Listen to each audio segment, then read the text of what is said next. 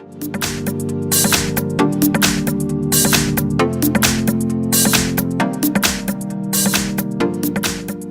I have Moto G6 Play, and let me show you how to set up the fingerprint protection on the following device.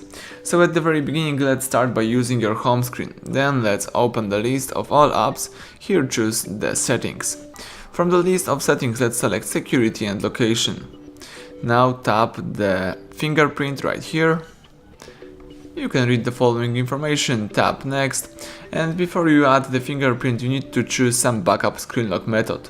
It could be PIN, pattern or password. In my case, let me use pattern. So let's decide that you would like to secure the startup. In my case, let me tap no.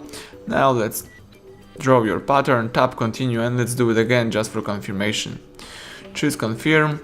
Let's choose the form of notification. You can select show all notification, you can hide the sensitive notification content, or you may don't show notifications at all. In my case, let me show all content, tap done. So now it's time to find your sensor. Tap next right here, tap next one more time, and let's start. So the sensor is located at the back of the device right here. Here we've got the Moto logo. Let's just start tapping the sensor. As you can see,